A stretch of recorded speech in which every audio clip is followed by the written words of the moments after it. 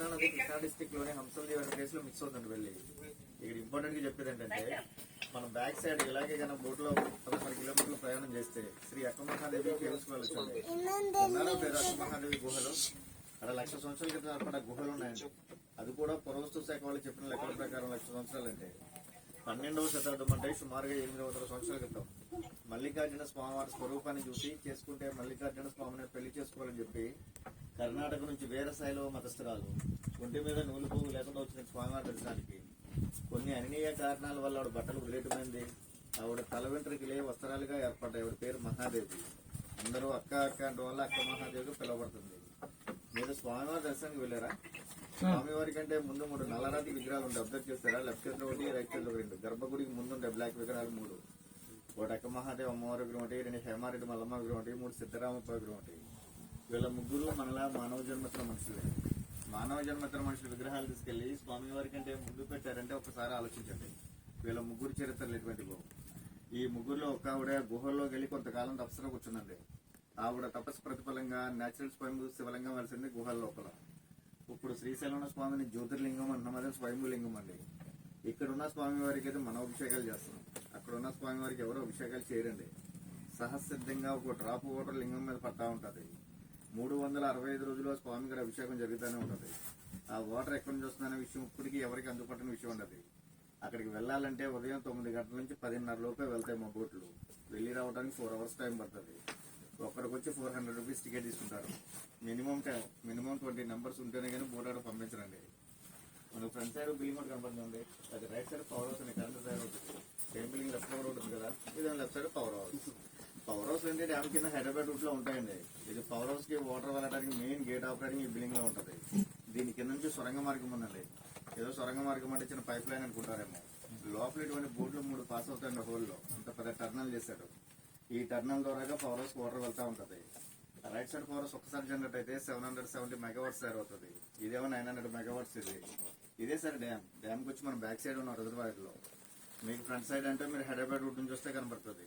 ఏదో శ్రీశైలంలో ఉంది కాబట్టి శ్రీశైలం డ్యామ్, శ్రీశైలం ప్రాజెక్ట్ మనం పిలుస్తుంటాం. దీని ఒరిజినల్ పేరు వచ్చి నీలం సంజీవరెడ్డి సాగర్. ఈ డ్యామ్ వచ్చి మొత్తం 12 గేట్లు. ఈ 12 గేట్లలో ఒక గేట్ వెయిట్ వచ్చి 260 టన్నులు అండి.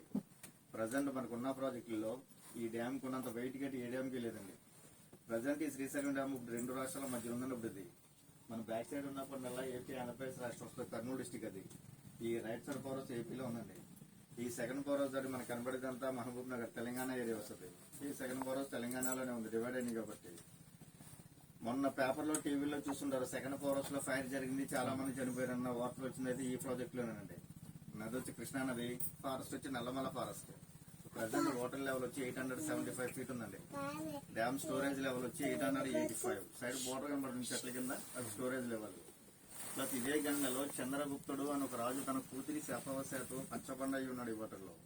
దాని ప్రభావం చేతనే ఇక్కడ వాటర్ చూడడానికి పచ్చ కలర్ లో కనపడతాయి. ఇదే గంగలో ఊపు బసవన్న అని చెప్పి ఒక నంది ఒకటి ఉంది శిలారూపంలో. ఒక నంది గుడి దగ్గర చూశారు కదా, మండపంలో ఉంటుంది పెద్ద నంది, దాన్ని శనగల బసవన్న అంటారు. సేమ్ అటువంటి నంది ఈ గంగలో ఉందండి.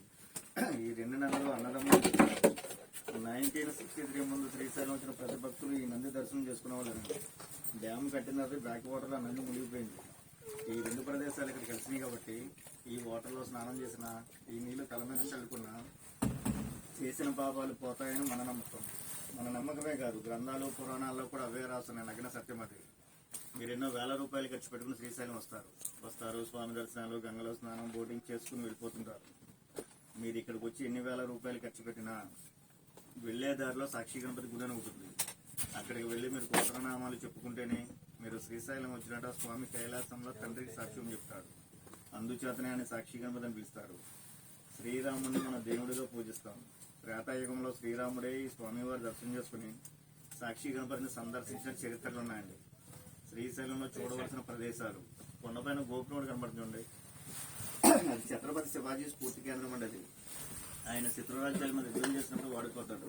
ఈ నల్లమల ఫారెస్ట్ లోకి వచ్చి అమ్మవారి కోసం తపస్సులో కూర్చుంటే భ్రమరాంబాదేవి ప్రదక్షిణ ఖడ్గాన్ని ఇస్తే దాన్ని తీసుకెళ్ళాడు విజయుడై తన సామ్రాజ్యాన్ని స్థిరపరిచి ఇక్కడికి వచ్చి కొంతకాలం ధ్యానంలో కూర్చున్నాడండి. ఆయన గుర్తుగా ఒక ధ్యాన మందిరం కూడా కట్టించారు. అక్కడికి వెళ్ళాలంటే అమ్మవారి గుడి బ్యాక్ సైడ్ నుంచి ఒక 1/2 కిలోమీటర్ దూరం ఉంటుంది. దీని నుంచి 1 కిలోమీటర్ ముందుకు వెళ్తే హేమారెడ్డి మల్లమ్మ కన్నీరని టెంపుల్ ఒకటి ఉంది. నెక్స్ట్ చెక్ పోస్ట్ దాటిన తర్వాత సాక్షి గణపతి, పాలధార, పంచదార, Kesavaram, Sikhareswaram, next dam. Long జర్నీలో అయితే ఇష్టకామేశ్వరి అమ్మవారి టెంపుల్ ఒకటి ఉంది, భీముని కొలను ఒకటి ఉంది, భైరవ సెలవు ఒకటి ఉంది. ఈ మూడింటికి అయితే పర్మిషన్ అయితే లేదండి. ఈ అక్కమాది కేవ్స్ కూడా మన డిసెంబర్ 5వ తారీఖు స్టార్ట్ అయింది. అది స్టార్ట్ అయింది కాబట్టి ఇష్టకామేశ్వర అమ్మవారి టెంపుల్ కూడా స్టార్ట్ అవుతాయి పక్క. ఆ అమ్మవారి విశిష్టత ఏంటంటే అక్కడికి వెళ్ళిన ప్రతి ఒక్కరు అమ్మవారి నొసలను బొట్టు పెడతారండి. అలా బొట్టు పెడితే మన బొటన వేలికి అమ్మవారి చర్మ స్పర్శ తగులుతుంది. మన బొట్టు పెట్టుకుని మన చర్మాల తర్వాత బొటన వేలికి ఆ విగ్రహానికి అలా తగులుతుంది. అలా తగిలితే అనుకున్న కోరికలు నెరవేరుతాయి. అమ్మవారి చతుర్భుజి 4 చేతులతో ఉంటది. 2 చేతులతో కలకమొగ్గలు పట్టుకుని, ఒక చేతిలో జపమాల, ఒక చేతిలో శివలింగం ఉంటది. ఈ అమ్మవారి మూర్తి కూడా ధ్యానంలోనే ఉంటది. ఇష్టకామేశ్వరి అమ్మవారి టెంపుల్ అనేది భారతదేశంలో ఎక్కడా లేదండి, ఒక శ్రీశైలంలో మాత్రమే ఉంది. అవును, అలా ఎందుకు పిలుస్తారంటే మన ఇష్టాలు తెలుసుకుని తెలుస్తుంది కాబట్టి ఆ తల్లిని ఇష్టకామేశ్వరి అమ్మవారు అంటారు. ఇక్కడ విషయాలు అయితే ఇవే సార్. ఇది అయినది కదండి ఊరు రేవర్ని ప్లాట్ఫామ్ మీద పబ్లిక్ లేకపోతేనే ఎక్స్ప్లెయిన్ చేసే అవకాశం వస్తుంటుంది. కానీ మా సర్వీస్ మీకు నచ్చితే మీరు సంతోషంగా టిప్పిస్తే తీసుకుంటాం. చిన్న ఉద్యోగాలు, మీరు ఎంతో దూరం నుంచి వచ్చారు కాబట్టి ఈ స్వామి అమ్మవారి ఆశీస్సులు మీ అందరికీ కలగాలని మనస్ఫూర్తిగా కోరుకుంటున్నాం. Okay right sir, thank you.